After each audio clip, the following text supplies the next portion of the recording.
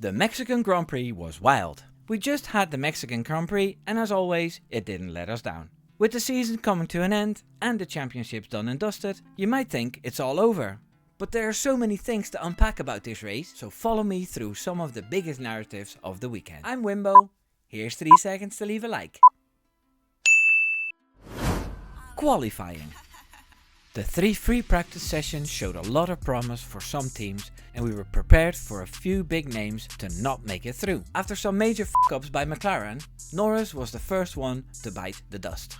Now that car was good enough to make it into Q3. Sargent had an issue, but expectations were high for Alex Albon, who was setting great lap times during the free practice. Unfortunately, he couldn't get any further than P14 as the car was really sensitive to heat and felt like a completely different car. So far, Max Verstappen was setting the fastest times in Q1 and Q2, so a pole seemed likely. Ferrari was quite a bit off, so everyone and their mother was surprised to see Leclerc take pole and Sainz right behind him. The FIA was kept busy by a bunch of things they needed to investigate. A yellow flag caused by Alonso saw Hamilton failing to slow and Logan Sargent even overtook someone. He was later penalized and Hamilton wasn't. The biggest story was Max Verstappen again, as always. He waited for a gap in the pit lane and held up the people behind him. He did that because you're not allowed to set a lap time that is too slow. The minimum time for an in-lap was set to prevent people from blocking each other in the last sector. Team LH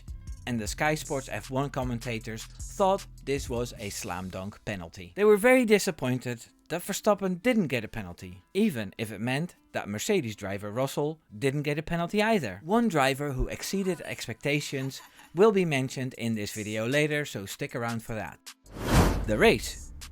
Max Verstappen has won Mexico 4 times already, so it's safe to say he feels at home there. In 2021, he started behind the 2 Mercedes drivers and made an amazing move around the outside, braking super late. More on this later.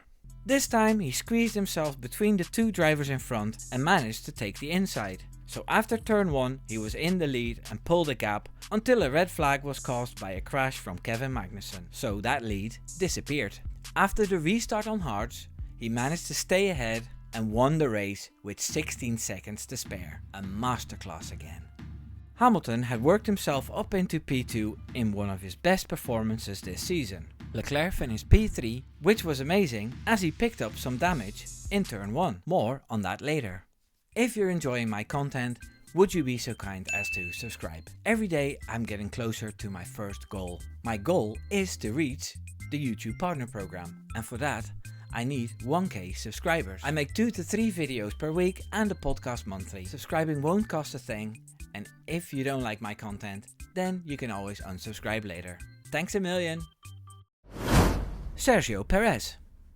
Checo is having a hard time at Red Bull. It seems like that how faster the car gets, the poorer his performances are. He qualified only a 10th of Max Verstappen, which was very decent. It gave him the P5 starting position, which was a great position to start from, seeing the troubles he had this season with qualifying. The home crowd had him so hyped up that he thought he could copy the Verstappen 21 move around the outside. Unfortunately for him, Leclerc didn't brake as early as Bottas a few years ago, and 3 wide in that turn is just too much. He hit Leclerc, got lifted up in the air and went straight into the runoff. His car turned out to be too badly damaged and he had to retire. Heartbreak for him and his passionate fans, but more about them later.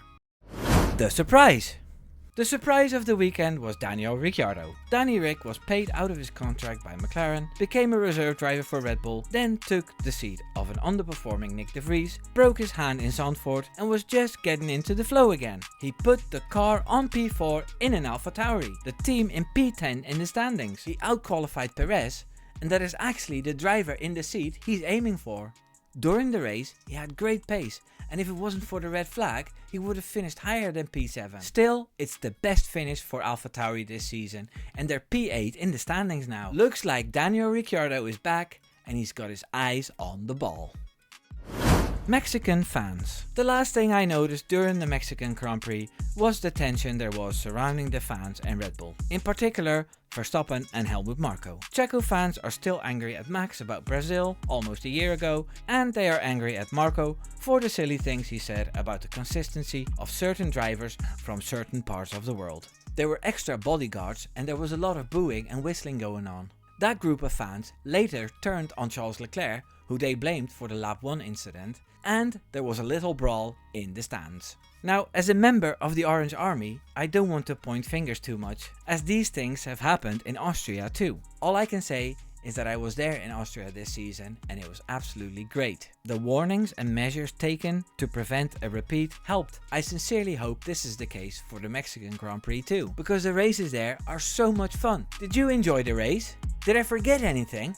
Take care now. Doei doei!